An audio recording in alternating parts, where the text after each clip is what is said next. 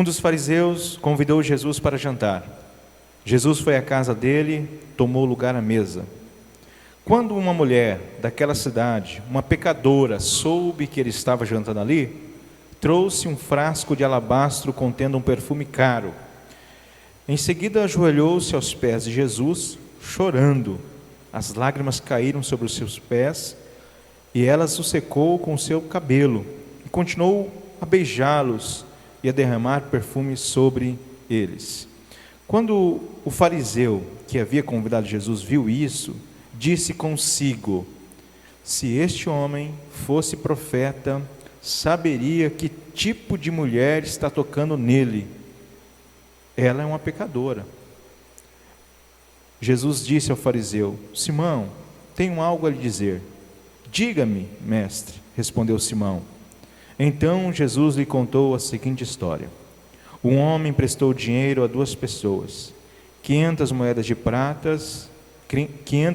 prata a uma delas e 50 a outra. Como nenhum dos devedores conseguiu lhe pagar, ele generosamente perdoou ambos e cancelou as suas dívidas. Qual deles o amou mais depois disso? Simão respondeu: suponho que aquele de quem ele perdoou a dívida maior. Você está certo disso. Pode se sentar, irmãos? Você está certo disso, né? Disse Jesus. Só completando aí a frase. Muito bem, irmãos, nós estamos aqui pela graça de Deus mais uma vez para a gente repartir a palavra dele com os irmãos, né? Compartilhar aqui um pouco a respeito do texto sagrado da Bíblia, que é o nosso alimento, né? E é a palavra poderosa de Deus. Não é a minha palavra, né, que é poderosa, é a de Deus que é poderosa. A minha, ela pode ser em certo momento até bem postada, os irmãos podem, alguns só, admirar, nossa, a voz de locutor é igual, mas não faz nada se não for a palavra de Deus sendo pronunciada através dela. Posso contar piada com ela, posso imitar alguém e não vai ter efeito algum. Mas quando é a palavra de Deus, não importa. Pode ser uma voz bem postada, uma voz rouca, uma voz fina, que é a palavra de Deus saindo através do pregador. E essa palavra é poderosa para transformar, para nos modificar, para mudar a nossa vida, para nos trazer mais conhecimento e assim nos manter mais parecido com Cristo, mais preenchido dele. Então a gente vai falar um pouco a respeito disso que o irmão Marcelo começou a falar no início do culto, disse que a gente já comentou em alguns momentos aqui, e disse que a gente acabou de cantar, né? A respeito da adoração, de louvar a Deus, de bendizer ao Senhor. E engraçado que essa canção, ela expressa exatamente isso que acontece na história, né? Aos pés de Jesus, né? Entregar tudo que tem, né? E é exatamente o que essa mulher fez aqui. A mulher não é a pessoa mais importante da história, nem o fariseu, mas sim Jesus. É ele que a gente vai destacar e a forma como ele trata a situação, como é que ele lida com isso e o que esse fato, esse acontecimento pode nos ensinar a respeito da nossa vida cristã, o que a gente pode aprender com isso. O texto ele é bem elucidativo, ele não tem muita dificuldade de compreender, né? Eu gosto desses textos que é mais fácil de pregar, né? A gente pega lá nas cartas de Paulo, é mais complexo, né? Muita teologia, a gente fica um pouco perdido. Deixa o pastor Cleilson pregar isso, que a gente é fraquinho, né? Eu, né, pelo menos, né? César está aí, o Alex, os demais irmãos, Marquinhos, João. Um texto bem explicado já, né? Bem detalhado, mas que traz para nós lições riquíssimas. Primeiramente, é o fato de a gente compreender que o texto começa a dizer que um fariseu, não diz o nome dele, diz que um certo fariseu chama Jesus para um jantar. Alguém pode de repente ler a história e falar: nossa, que fariseu legalzinho. Não, os fariseus sempre, eles tinham outras intenções. Eles nunca faziam as coisas sem antes premeditar, né? Sem antes arquitetar para alguma arapuca para Jesus. E aqui não é diferente. Esse fariseu, ele quer pegar Jesus, ele quer de alguma forma deixar Jesus uma certa enroscada, ele quer ouvir de Jesus, talvez ir ali investigar, deixa eu ouvir mais de perto o que esse Jesus está dizendo aí. Então ele convida para um jantar, e era comum essa prática. As pessoas, quando tinham um mestre, nesse tempo aqui, e as pessoas davam a devida atenção a ele, importância na sua fala, convidava para jantares, né? E ali era meio que um jantar público, entre aspas, né? As pessoas poderiam chegar. É claro que os convidados ali, as pessoas mais importantes sentavam-se à mesa. Não é a mesa igual você tem na sua casa, aquela mesa onde seus pés se escondem. A mesa, você já viu em certas figuras que ela é bem rente ao chão, a gente fica meio que de lado e os pés ficam bem à vista, né? É uma mesa que eu não me sentiria à vontade, que meu pé é muito feio. Minha esposa sabe disso, alguns irmãos que me já viu jogar descalço, sabe disso, né? Um pé bem feio, eu ficaria com vergonha. Por quê? Porque não era comum a gente usar tênis, bota, né? Sapato naquele tempo, era sandália, e se tirava as sandálias, né, ao chegar na casa de certa pessoa. Era comum ter uma bacia com água e o escravo ali lavar os pés dos convidados. Era uma prática comum. Nesse caso aqui, Jesus entra, ninguém lava os seus pés, ninguém o recebe de forma calorosa, ele simplesmente vai e senta-se à mesa. É uma sensação ruim, né? Imagina você convidado para ir numa casa de alguém, a pessoa chega lá e não te dá nem atenção, está lá, você chegou, sentou, fica meio perdida, né? Minha esposa que não gosta quando a gente vai para alguns lugares, né? E eu vou cumprimentando muitas pessoas, ela, você não vai me deixar aqui não, né? Porque geralmente a gente que vai, enquanto as pessoas, né? Muita gente, não, e parece que as pessoas não têm essa, eu não diria nem faria isso, faz isso, né? Por uma questão de descortesia, né? Não está se importando, porque às vezes está muito ocupado com outras coisas. Nesse caso não, nesse caso tem um fariseu, que é o anfitrião, que é o cara que vai recepcionar as pessoas, e a prática comum era esse camarada estender ali a sua capa, era o camarada pegar uma bacia com água, lavar os pés, dar um ósculos, né, um beijinho, né, santo, né, nada de exagerado, tá? Senão a gente vai cair em outra prática aí. Era comum daquele tempo, né? Um beijo santo, um beijo no rosto, um beijo de pai e filho ali, né? De amigos realmente que não tem essa frescura do machismo exacerbado aí, né? Hoje a gente pega na mão e está tudo bem, um abraço, né? Não precisamos adotar essa prática aqui não, tá, João? A gente vai continuar com os abraços. Está muito bem. Jesus não é recebido dessa forma. O texto diz que ele simplesmente entra na casa do fariseu, tomou lugar à mesa. Ninguém chamou, vem cá Jesus, seja bem-vindo, nosso mestre está aqui, senhoras e senhores, olha aqui quem chegou agora. Não, ele toma lugar à mesa e ali fica. O texto diz que, a seguir, né, no versículo 37, quando uma mulher daquela cidade, uma pecadora, soube que ele estava jantando ali, trouxe um frasco de alabastro contendo perfume muito caro. Como eu disse, era meio que um jantar público quando isso acontecia. As pessoas não eram proibidas e vetadas de estar naquele lugar. Elas não eram convidadas, né? Essa mulher não é convidada. Ninguém mandou um cartãozinho para ela dizendo, olha, você é muito bem-vindo nesse lugar, tá bom? Esperamos sua presença. Compareça para o jantar tal horas. Não, ela não tem convite.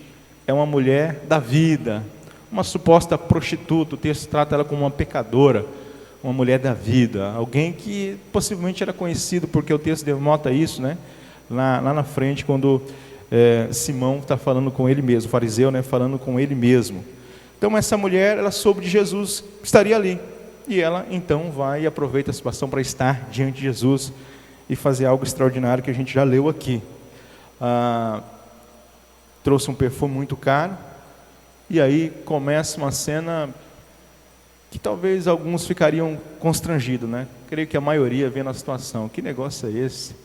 Que coisa estranha é essa mulher aos pés de Jesus, chorando, beijando seus pés, e é isso que o texto diz que ela fez.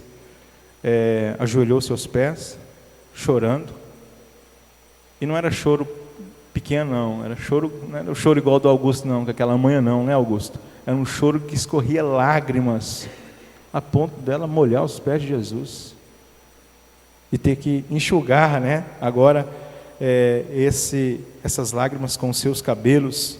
E mesmo assim, o texto diz que ela continuava beijando seus pés e derramava o perfume sobre os seus pés. Esse é o primeiro ato que a cena descreve nesse episódio. A postura de uma mulher, aparentemente uma postura constrangedora para quem está olhando, não está entendendo nada que ela está fazendo. Jesus está ali sentado, ninguém deu atenção, e essa mulher faz isso. Quando o fariseu vê a cena, ele começa a conversar com ele mesmo. Era a mania de fariseu, né? Conversar de si para si. Lembra que aquela outra história do fariseu que orava de si mesmo, né? De si para si mesmo, né?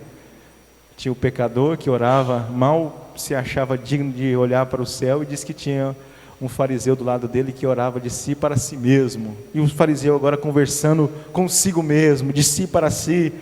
E ele fala: rapaz, esse Jesus, rapaz, isso não é profeta nada. Se isso aí fosse profeta, ele saberia quem é essa mulher que está diante dele. Ele não aceitaria tal situação. Jesus é aquele que a gente não pode escapar, e nem as nossas conversas podem escapar dele, nem mesmo quando a gente conversa sozinho. Jesus sempre nos ouve. Jesus prescuta nossa mente, nosso coração, e consegue ouvir o que a gente nem disse ainda. Jesus interrompe o pensamento daquele homem e propõe uma parábola, uma história, para ele entender o que está acontecendo ali. Ele diz: olha, existia um homem que ele emprestou dinheiro para 2 pessoas, 500 para uma, 50 para outra. O texto em algumas Bíblias vai dizer denário, né? 500 denários, 50 denários. Esse homem, esse credor, sabia que nenhuma dessas 2 pessoas podiam pagá-lo, e ele generosamente perdoou os 2. Agora, Simão, me responda uma coisa. E aí, o texto é legal porque dá nome a uma pessoa que até então a gente nem sabia o nome dele, que é o Simão, o fariseu Simão. Ele tem um nome, ele agora é denotado aqui como alguém que de fato é importante. E fariseu, que é fariseu, gosta de se sentir importante, gosta de responder perguntas e sobressair nelas. Jesus pergunta para esse homem: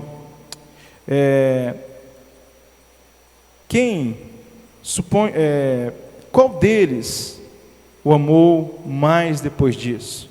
Depois que ele generosamente perdoou as 2 pessoas, os 2 devedores, quem daqueles 2 amou mais aquele credor a quem eles deviam? E o Simão então responde: certamente quem ele perdoou a dívida maior. E Jesus disse: você está certo, você está certíssimo, está correto. E aí o Simão se empolga, né? Falou: poxa, aceitei uma, tô ficando bom nisso. E aí começa aquilo que ele não esperava. Jesus vai falar algumas verdades para Simão, deixar ele bem entendido do que está acontecendo ali. Voltando-se para a mulher, ele disse a Simão: veja a mulher aqui ajoelhada. Quando eu entrei na sua casa, você não ofereceu água para lavar meus pés, mas ela lavou com as suas próprias lágrimas e secou com seus cabelos. Você não me cumprimentou com um beijo, mas ela, desde a hora que eu entrei, não para de beijar os meus pés. Você não ofereceu óleo para ungir a minha cabeça, mas ela ungiu os meus pés com esse perfume raro, caro. Eu lhe digo, Simão, eu lhe digo, os pecados dela, que são muitos, foram perdoados, e por isso ela demonstrou muito amor por mim. Mas a pessoa a quem pouco foi perdoado, demonstra pouco amor. Esse texto diz muito a respeito de nós, Talvez a gente costuma cantar aquela canção e ficar refletindo de forma filosófica, né? Eu jamais saberei quanto custou o seu amor por mim, né? Repete, jamais saberei quanto custou o seu amor por mim. De fato, a gente não sabe o quanto Deus nos ama. O seu amor é imensurável. Não há régua neste mundo capaz de medir um amor tão grande como o amor de Deus para com seus filhos. Mas para nós, a nossa reflexão, o nosso amor para com Ele, a gente consegue mensurar? Como é que está a medida do nosso amor para com Deus? Como é que está esse termômetro, essa quantidade? Você consegue pensar nisso? Isso é importante para você? Porque o texto diz para nós que à medida que há em nós consciência do tamanho do seu perdão, maior é a proporção do nosso amor para com Ele. Quando o irmão Marcelo falou no início que isso é necessário para a gente, e é um meio de graça que Deus nos deu, a adoração, a prostração diante de Deus, a contemplação de Deus, a nossa entrega a Deus. Isso tem muito a ver com o que a gente de fato percebe, o que Ele fez por nós. E aí a gente fala do fato da cruz, da salvação, e do que Ele tem feito, a nossa preservação, a nossa santificação. É normal quem não tem nenhuma gratidão, não oferecer nenhuma resposta de amor para com outra pessoa. É normal. Você nunca vai ver alguém que não é grato a você demonstrando alguma afeição por você. Ela não sente-se em dívida com você, ela não acha que você não fez nada. E alguns desaforados, né? E aí a gente entra em uma seara que eu não quero trilhar nesse momento. Alguns desaforados, usarei essa palavra, acham que você não faz mais do que sua obrigação. E quando na verdade o Evangelho não trata de obrigação, e sim de devoção, de consciência. E o mais legal dessa história é que Jesus não está dizendo para Simão que ele não o ama, que ele não o perdoou, aliás, que ele não é importante. Jesus diz que ambos na história foram perdoados. E aí a gente entende que a mulher que tinha seus muitos pecados, e o Simão que se achava alguém tão importante e tão cheio de empáfia, um cara bem visto na sociedade, um cara inteligente, que conhecia a respeito de Deus e falava a respeito de Deus, que sabe muita coisa de Deus, mas que tem pouca demonstração da sua gratidão a Deus, do seu amor para com Deus. Eu preguei na última vez aqui a respeito da mulher samaritana, né? E ali na história ela fala a respeito disso. Aliás, Jesus fala para ela, olha, a hora vem, em que já chegou, em que o Pai procura os verdadeiros adoradores que o adoram em espírito e em verdade. Eu falei a respeito disso, de ter a verdade, conhecer a verdade, mas também de ter a paixão, a convicção, a emoção. Essa mulher pratica isso aqui nesse momento. Ela tem consciência do que aconteceu na sua vida. E ela não entrega apenas uma canção que ela aprendeu na escola dominical, ou na projeção que o louvor ensinou para ela, o grupo de louvor ensinou para ela. Ela entrega a sua vida diante de Deus, e de Cristo ali, aliás, né, na consciência do que Ele fez por ela, a ponto de não se preocupar com o que as pessoas estão pensando dela.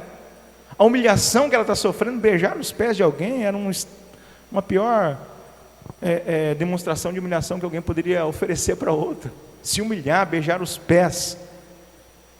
Ela não se preocupa com o que vão dizer a respeito dela, ela não se preocupa se ela não é bem quista naquele lugar, ela não se preocupa com o que ela tem de precioso e valoroso. E aqui é o ponto para mim principal. Quando ela derrama aquilo que custava tanto para ela aos pés de Jesus. Isso demonstra que a nossa adoração para Cristo é muito mais do que palavras bonitas e belas, benditas, frases bem elaboradas. É mais do que choro também. Chorar faz parte da adoração, da entrega, a humilhação, a prostração diante de Deus, o reconhecimento, mas a entrega de tudo que nós temos diante dele. Talvez aquele perfume caro, e aí tem várias histórias, especulações, né? Que a mulher guardava, que era tipo uma aposentadoria para ela, que era algo muito valioso, que, enfim. Fato é que aquilo custava para ela e ela não fez conta alguma daquilo e derramou diante de Cristo. O Evangelho trata disso. O Evangelho de Cristo, quando a gente tem consciência de quem nos encontrou, aonde nos encontrou, como nos encontrou e nos resgata para Ele, Cristo nos tirando dessa nossa miséria, a gente não faz conta do que a gente tem mais, e a gente entrega tudo diante dEle, toda a nossa confiança a Ele, toda a nossa esperança nele, todo o nosso amor para com Ele. A canção fala disso, que a gente cantou, que a gente entrega tudo para Ele, e não importa a circunstância, a gente continua de joelho perante Ele, aos pés dEle, confiando nele, adorando a Ele, mesmo quando a gente só tem Ele.